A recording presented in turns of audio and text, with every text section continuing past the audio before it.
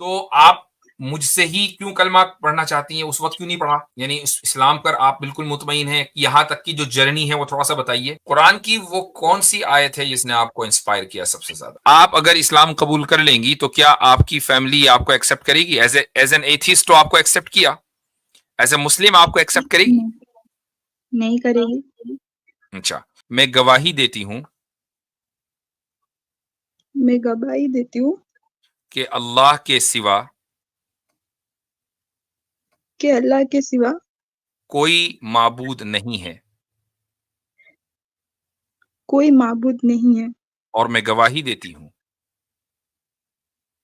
اور میں گواہی دیتی ہوں کہ محمد صلی اللہ علیہ وسلم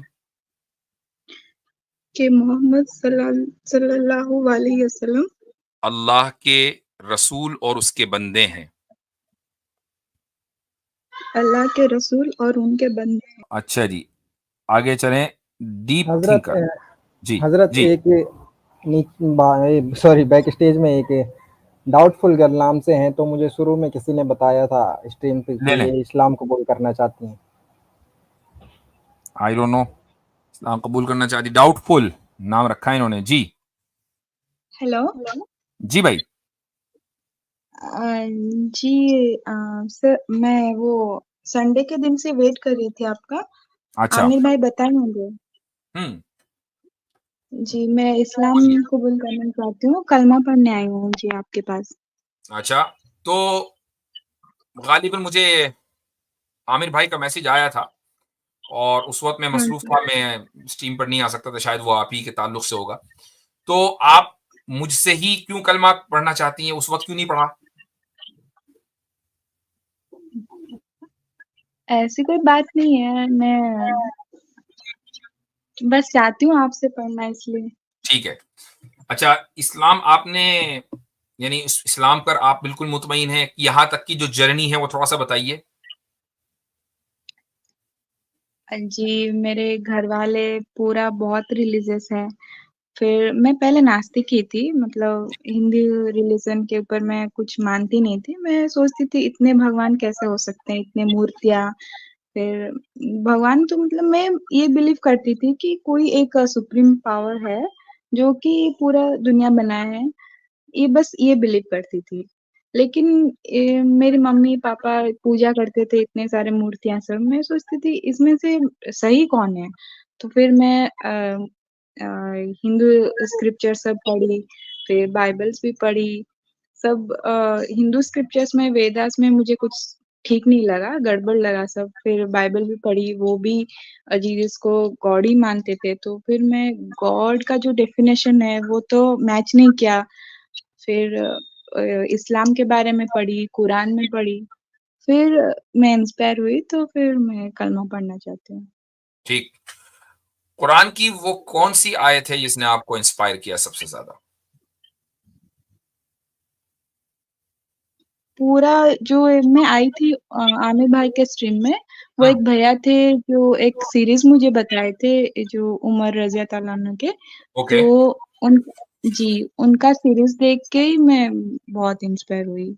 تو میں ٹھیک سوچی ہے، مطلب اگر صحابہ ایسے ہو سکتے ہیں تو نبی کیسے ہو سکتے ہیں، تو ان کے بارے میں سب پڑھ کے انسپائر ہوئی میں۔ اوکے، چلیں ٹھیک ہے۔ اچھا، آپ اگر اسلام قبول کر لیں گی تو کیا آپ کی فیملی آپ کو ایکسپٹ کرے گی؟ ایز این ایتھیسٹ تو آپ کو ایکسپٹ کیا، ایز اے مسلم آپ کو ایکسپٹ کرے گی؟ نہیں کرے گی۔ اچھا، تو پھر آپ پبلکلی یہ اعلان کریں گی اپنی فیملی کے سامنے کہ آپ مسلمان ہیں؟ ہاں، پوچھیں گے تو چھپاؤں گی نہیں۔ اوکے، ٹھیک ہے۔ اچھا، اسلام قبول کرنے کے بعد جو انسان کے اوپر ڈیوٹیز ہوتی ہیں، نماز پڑھنا، روزہ رکھنا وغیرہ، ان سب کی آپ کو مکمل معلومات ہے؟ میں میں روزہ رکھ چکی ہوں، اس مہینے رکھی تھی، پورا 30 روزہ گڈ، رکھی تھی، گڈ، اور میں پردہ بھی کرتی ہوں۔ بس ابھی ماشاء تک اللہ، مطلب جی ابھی نماز پڑھنا آتا نہیں ہے، تھوڑا بہت ابھی سیکھ رہی ہوں میں، اچھا، تو گڈ، سیکھ لوں گی۔ چلیں صحیح ہے، بہتر ہے۔ تو سے ایز آئی سے بسم اللہ الرحمن الرحیم کہیے، اشہد اشہد اللہ اللہ الہ इलाहा इल्लल्लाह इल्लल्लाह व अशहदु व अशहदु अन्ना अन्ना मुहम्मदन मुहम्मदन अब्दुहु अब्दुहु व रसूलुहु व रसूलुहु व रसूलुहु। व रसूलुहु। माशाअल्लाह। आगे और कहिए, मैं ईमान लाई मैं ईमान लाई अल्लाह पर, अल्लाह पर, उसके फरिश्तों पर, उनके फरिश्तों पर, उसकी भेजी हुई किताबों पर, उनके भेजे हुए किताबों पर, तमाम रसूलों पर, तमाम रसूलों पर, आखिरत के दिन पर, आखिरत के दिन पर, अच्छी और बुरी तकदीर पर। अच्छी और बुरी तकदीर पर। माशा अल्लाह, माशा अल्लाह, मुबारक हो, बहुत बहुत, अल्लाह ताला कबूल फरमाए और आपके दिल में ईमान को मजबूती के साथ जमाए रखे और आपके ज़रिए दूसरे लोगों को हिदायत का रास्ता दिखाए।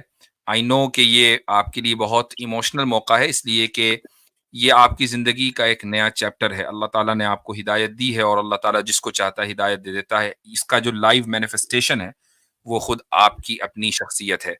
तो मैं गुजारिश करूंगा कि हम सभी के लिए आप दुआ करिए, चूंकि इस वक्त आप सबसे ज्यादा समझ लें कि अल्लाह ताला के करीब हैं, इसलिए कि आपके नामा अमाल में कोई गुनाह नहीं है, सब सिर्फ सवाब ही सवाब है।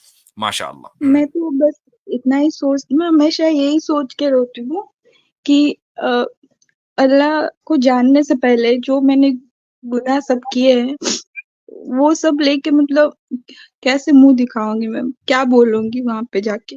वो सब खत्म, जो कुछ अल्लाह को जानने से पहले किया है अल्लाह ताला उसका हिसाब नहीं लेगा। एक वाकया सुनाता हूँ, वो वाकया एक सहाबी का है। वो रसूल सल्लल्लाहु अलैहि वसल्लम के पास आए और उन्होंने कहा कि या रसूल अल्लाह, मैंने इस्लाम कबूल करने से पहले कुछ अच्छे काम भी किए हैं, तो क्या उन अच्छे कामों का बदला मुझे मिलेगा? तो रसूलुल्लाह सल्लल्लाहु अलैहि वसल्लम ने इरशाद फरमाया कि असलमता अला मा असलफ्ता मिन खैर। इसका मतलब यह है कि ये जो तुम्हें इस्लाम की तौफीक मिली है ना, ये हो सकता है कि उन्हीं अच्छाइयों और भलाइयों की वजह से मिली हो जो तुमने माजी में की हैं।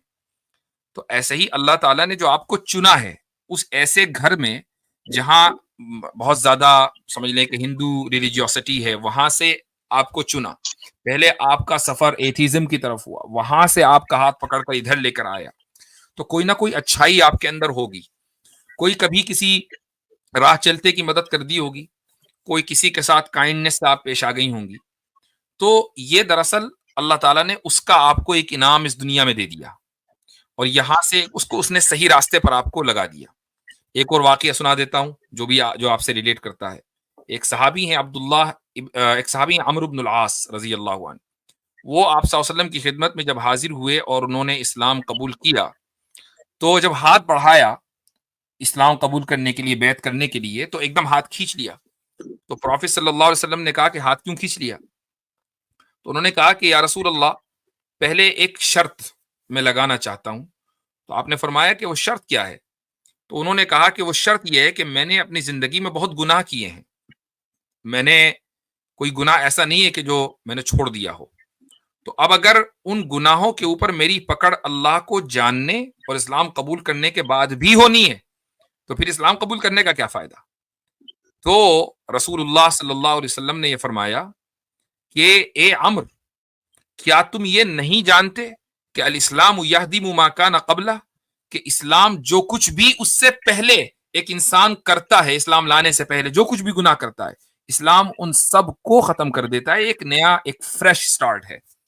तो आपको अगर जहन में कभी ये ख्याल आता है कि आपने अल्लाह को जानने से पहले बहुत से गुनाह किए हैं, तो आपके लिए ये बशारत है कि यही ख्याल एक सहाबी के जहन में भी आया था और जो जवाब रसूलुल्लाह सल्लल्लाहु अलैहि वसल्लम ने उन सहाबी को दिया था वही जवाब आपके लिए भी है कि अल इस्लाम यहदिमु मा काना क़ब्ला, कि इस इस्लाम लाने से पहले जो कुछ था वो सब खत्म है। यहां से आज एक नई जिंदगी और एक नया स्टार्ट है।